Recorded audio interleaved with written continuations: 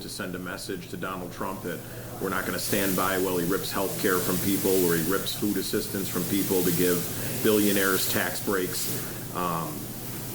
So today I wanted to talk a little bit about this state Senate seat as well. I've been talking to hundreds of voters over the last couple of months. Their concerns are that their costs are rising for health insurance, their costs are rising for car insurance, their costs are rising for utilities, and sometimes they don't feel like they have a voice, and I want to be that voice. So, I wanted to come here today to tell you that my plan is to resign from the Board of Elections in January and seek the Democratic and Working Families nominations for New York State Senate for the 61st District. Those folks need a voice. I feel like we need elected officials who have lived real lives and real experiences. I come from a single mom family whose father and grandfather were UAW workers, and we wouldn't have had what we had without organized labor and collective bargaining. I was able to have health insurance. I was able to get these glasses. We were able to get disability insurance for my father. That was the only check coming in at sometimes.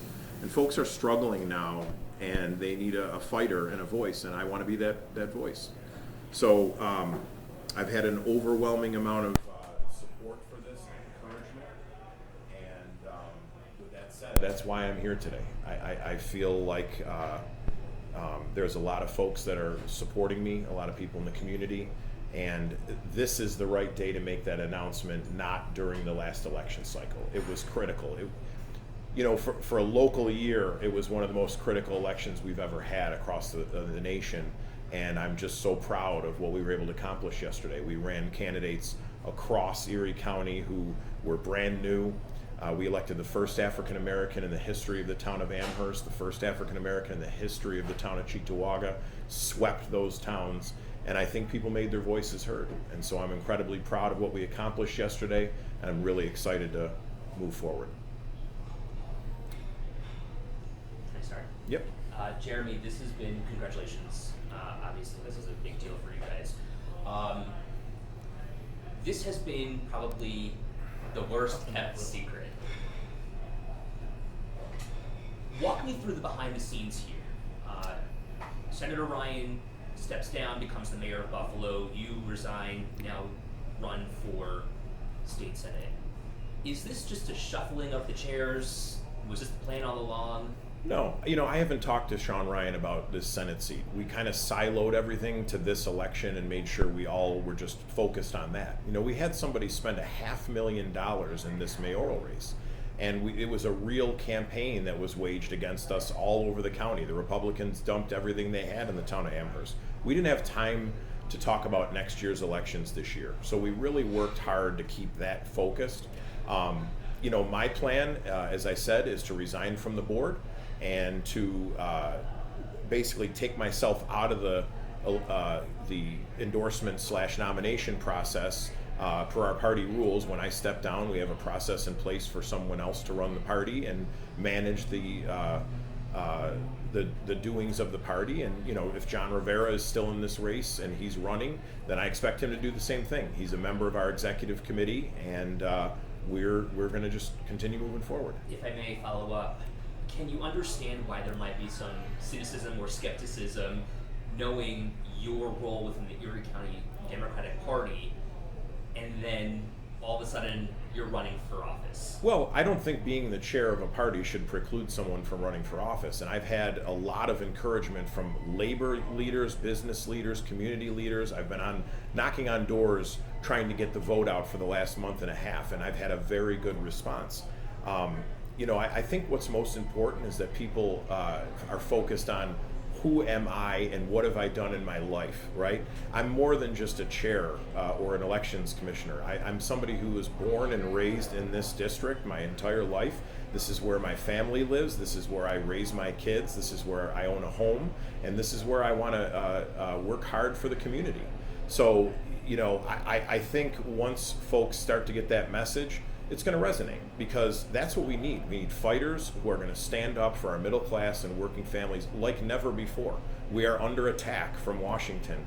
They can't even get their act together right now. They don't even have a government formed, and people are starving. People are hungry. People aren't getting the benefits they deserve and they need.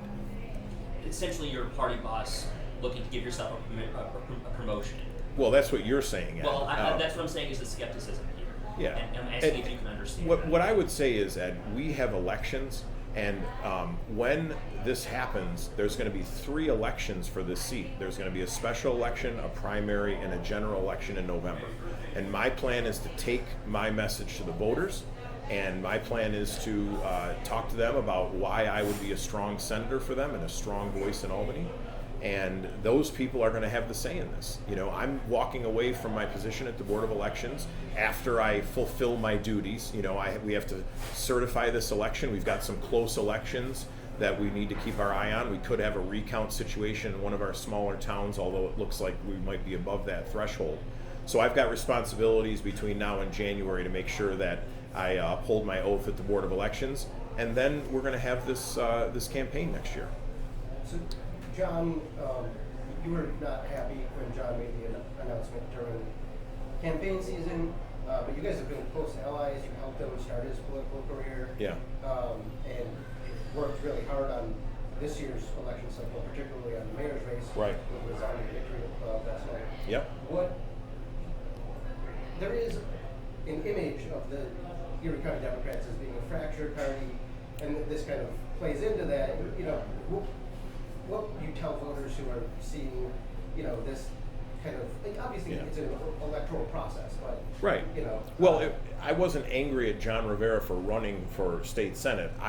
A lot of folks were telling me about their frustrations that people were announcing their campaigns ahead of the election coming up. And that kind of led to some apathy. It led to the Republicans attacking us for disrespecting the voters in the city of Buffalo by already announcing for races next year. It led to 2 or 3 or maybe 4 people announcing for John Rivera's state assembly seat for his backfill. There was even a candidate who announced for county executive for 2027 in the last couple weeks. That wasn't helpful. You know, we have voter apathy as it is, let alone when folks are starting to announce for campaigns that aren't even in existence yet. So it wasn't that I was angry or anyone was angry at John for doing this, for running. It's the timing.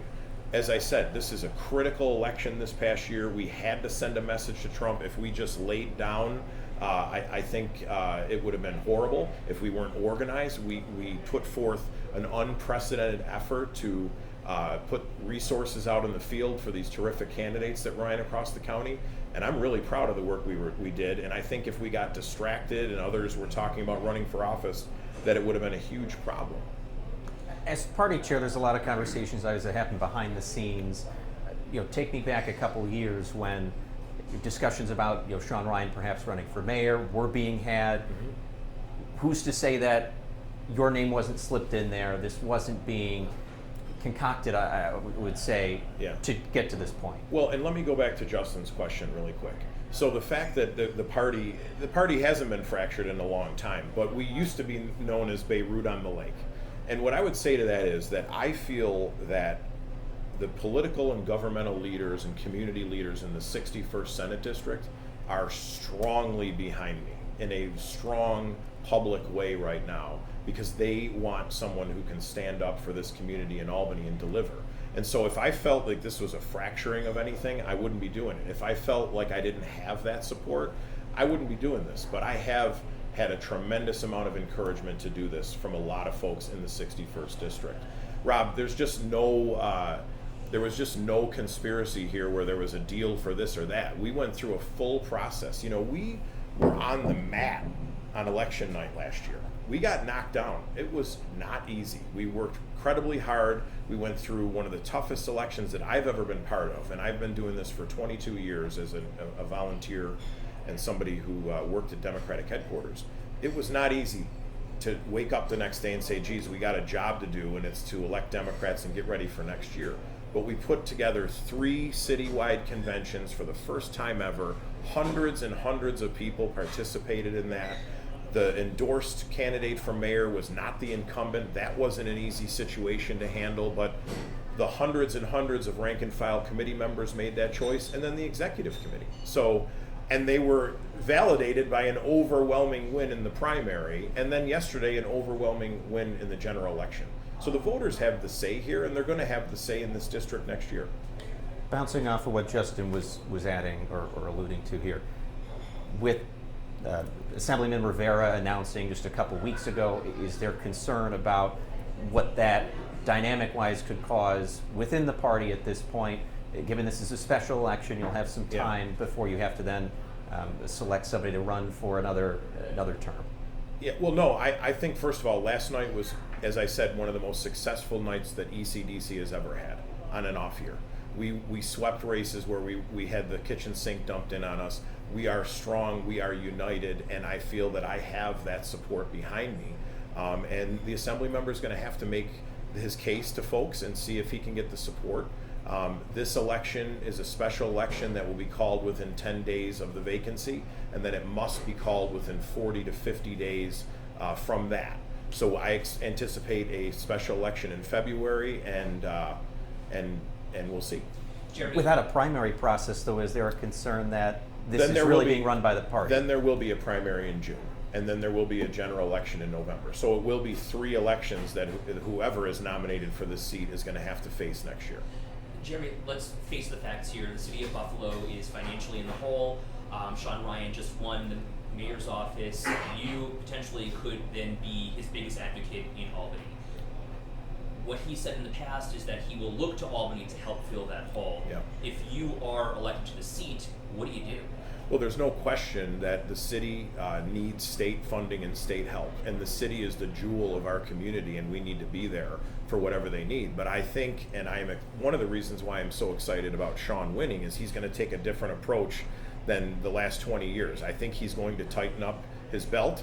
I think he's going to make some tough decisions that haven't been made in a long time, and I think we're going to come together as a team to do what's best for the city. We face a lot of challenges. You know, we had a big race for me was our City of Tonawanda races yesterday, where we had a sweep in the City of Tonawanda, and a Republican mayor was dislodged for a Democrat in Bill Strasburg. And part of that is because that mayor wasn't doing his job. He wasn't making tough decisions. The city is reeling and in tough financial situations where they're just taking from their reserve funds to stop tax increases or stop other streams of funding. So they need to make tough decisions. I know Sean Ryan is going to do that, and then the state is going to have to help out. What was your conversation with Byron Brown leading to his resignation? And is there appropriate question that perhaps he was forced out? Well, I don't know that anybody gets forced out to get the job that he has right now, but there were no conversations. You know, I found out about this when the board met that day. I think Tim Callan was on the board at the time, and he let us know this is happening abruptly. So. Also, let me ask you about this. Last night, there was an overwhelming majority of people who did not vote for sheriff. Yeah. Is there any regret on your part for not running a Democratic candidate for sheriff? Well, that's a great question. And the answer is that we try to recruit folks for all of these races. But we are in a polarized time where people don't want to run for office. You know, they don't want to put themselves out there to the public. And in the beginning, or the end of last year and the beginning of this year, the sheriff was riding high. He had $500,000 in his bank account. He was a well-respected law enforcement person who was scaring everyone away virtually, right? And because the process is so early in the year now, that we didn't have a whole lot of time between the petitions being filed and the ability to recruit a candidate. Now, when Commissioner Gramalia was let go, I put a full court press on him to try to get him to be our candidate for sheriff. It didn't work. At first he was dabbling in running for mayor, and then I had a couple of conversations with him to run for sheriff, but he didn't want to do it. He was actually close with the sheriff and didn't want to challenge him. I wonder if he's regretting that this morning, but it's unfortunate that that time period stopped where we could field a candidate at this point. I think the sheriff was an incredibly strong candidate this year, one way or another, but I think he made some missteps, and who knows. But we definitely tried to recruit someone for sheriff, and as we do with every campaign out there. So you'll have to make your case to the executive committee for the special election. Yep. They will choose the candidate. Yep. Um, And as I said, I'm going to recuse myself from that, so someone else will be running that meeting and doing the paperwork. And if John Rivera is the candidate, I would assume he would do the same thing. He's on our executive committee. He's a zone chair for a decade, so I would assume he would do the same. There's been some reporting in Investigative Post that said that behind the scenes, part of the push is that the suburban is overwhelmingly suburban, and that's why you, as a suburban and a Tonawanda resident, would make more sense for the district, as where John has spent his whole life in the city. Is that part of your approach to Well, this? I mean, that's not the case that I'm making for myself, because I've seen Sean Ryan work awfully hard for Amherst and Tonawanda, so I know somebody that lives in the city could do that job. It's not like it hasn't happened. My case is that I was born and raised here. I live here now. My family is here. And I know this district. I know this community. I am from this community, and I think the type of elected officials that people are looking for now are people who've lived the kind of lives where we've had to fight and struggle for things, and that's who I am. You know, there's not a lot of people who know my personal story, because I just go out and try to elect good people to represent our community. But I think my record speaks for itself of the people that we've elected over the years. The county executive, son of a steel worker and a nurse. April Baskin, never ran for office before, and now she's leading us in Albany. People like Sean Ryan, who we worked hard. That was an incredibly tough process to go through this year, but Sean was the right answer, and the community responded resoundingly that he was the right answer, both in the primary and the general election. So what comes next? Who becomes the Democratic commissioner in January, and what about the head of the Erie County Democrats? Well, my plan is to run for re-election as chair next year. I'm up next year. I've announced that I'm running for re-election. I've had a tremendous amount of support, but that election happens in September of next year, and my plan is to seek that. The commissioner of the board will also be nominated by the executive committee. As I said, I have an oath to uphold here to get through this certification process, and then make sure that everything is buttoned up so that, you know, I can transition out of there. And I'm supporting Howard Johnson, who is my deputy at the Board of Elections, for that position. I think it makes a lot of sense for him to move in. He's a hands-on person who's been there. Now I think this is his third election or fourth election, so I'm very confident in his abilities. Somebody who came from the private sector, was in Erie County Legislature, knows county government front and back. And so that'll be an executive committee decision as well, as we move forward. Just to clarify then, so you're resigning in January, but still planning to run for the chairman's seat in September, depending on how Yes. this process Yep. goes on. Yeah. Would you understand how that might look to people that you have a parachute perhaps waiting for you? What does that mean? You'd resume your role in September perhaps. No. I'm resigning from the Board of Elections. Yeah. But I'm running for re-election as chair, not commissioner, as chair of the Democratic Party. You're I'm resigning leaving as the- commissioner. I'm resigning as the commissioner of the Board of Elections. Commissioners from the Board of Elections are not allowed to be nominated for office. Yeah. You know, there's nothing in the election law that says you can't talk about running for office. You cannot accept a nomination or file petitions, and I plan on being away from the board before any of that happens. It makes a lot of sense. You are conflicted when that happens, something directly that you're running for, and I will be gone before anything like that happens.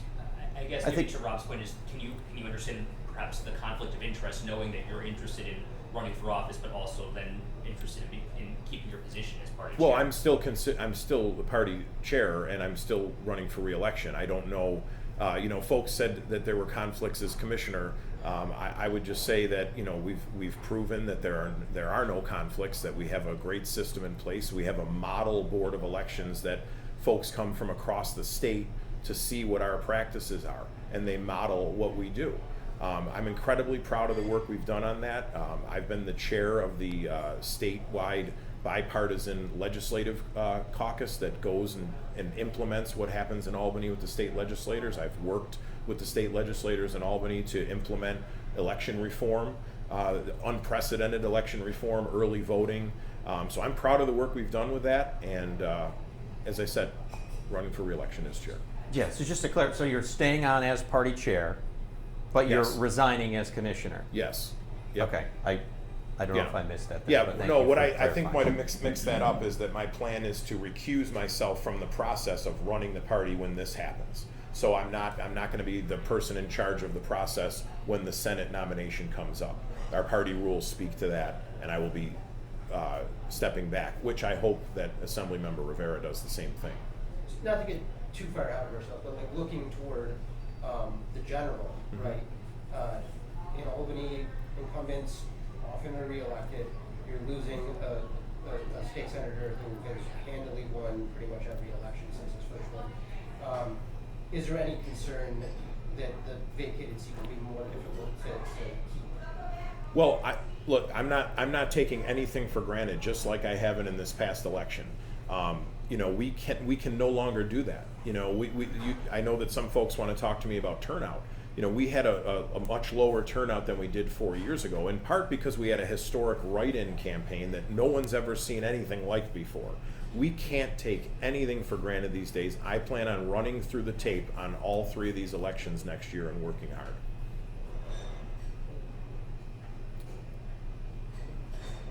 Thank you. Thanks. Is there anything else? Oh, Jim's gonna talk. Now Jim's gonna talk to me. Sorry. Come on, Ed, you got something at the tip of your tongue. I just want to know more. I mean, talk to us more about the Grimaldi situation. I mean, dig in here when you're talking about the fact that he was dabbling for mayor, Yeah. the fact that you wanted him to run for sheriff, he said no. I mean, what is? I think that's newsworthy. That I don't think a lot of people. Well, this was reported. Well, but that the fact that he was interested in becoming mayor and thinking about it. What would have happened had he decided to run for mayor? I don't know. I mean, I don't know. He was a Democrat. He could have entered the primary. He could have ran in the general. But I think he became a big supporter of Sean Ryan pretty quick. But that wasn't my focus. He's not a political person. He's a professional law enforcement person. That's what piqued my interest in him, that we could support him for Erie County Sheriff. But as I said, the sheriff was riding high at that point, had a lot of money in his campaign treasury, had a lot of respect within law enforcement. You know, these positions, when you run and put yourself out there in the community, if you're in law enforcement, it's really hard. Are you urging Sean to give him a position within the administration? I haven't talked to Sean about his transition, but I know that Sean is an outside-the-box thinker, and I know that he has talked with the commissioner during the campaign about his thoughts about the department and so forth. So, but I haven't gotten involved with the transition or what Sean's doing. Was there any consideration? So, I mean, Commissioner Grimaldi was at the head of the Buffalo Police Department when everything with Granville happened as well. It kind of neutralizes the argument, Yeah. doesn't it? Like, Well, none of us knew that back Right. then. I don't remember when this came out, but it was past the petition period and Yes. after. So, Thank you. okay. Thank Yeah, you guys. that's it. I appreciate you coming on late notice and no sleep.